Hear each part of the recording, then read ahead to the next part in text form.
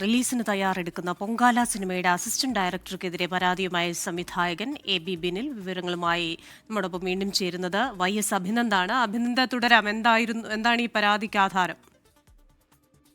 Assistant director Faisal ഷായ്ക്കെതിരെയാണ് പരാതിയുമായി സിനിമയുടെ സംവിധായകൻ എ.ബി. ബിനിൽ രംഗത്തെത്തിയിരിക്കുന്നത്. ശ്രീനാഥ് ഭാസി പ്രധാന വേഷത്തിലെത്തുന്ന ചിത്രമാണ് പൊങ്കാല. ചിത്രം പൂർത്തിയാക്കി ഇപ്പോൾ റിലീസിന് തയ്യാറെടുക്കുകയാണ്. ഒക്ടോബറിലാണ് റിലീസ് നടക്കുക. ചിത്രത്തിലെ പ്രധാന രംഗങ്ങൾ ഉൾപ്പെടുന്ന ഭാഗങ്ങൾ മൊബൈലിൽ ഷൂട്ട് ചെയ്ത് സമൂഹ മാധ്യമങ്ങളടക്കം പ്രചരിപ്പിച്ചു എന്നതാണ് ഡയറക്ടർ എ.ബി. ബിനിലിന്റെ പരാതി. ഇതിൽ അടിയന്തരമായ അസിസ്റ്റന്റ് ഡയറക്ടർ ഫൈസൽ ഷായ്ക്കെതിരെ കേസ് എടുക്കണമെന്നാണ് സംവിധായകൻ ആവശ്യപ്പെട്ടിട്ടുള്ളത്.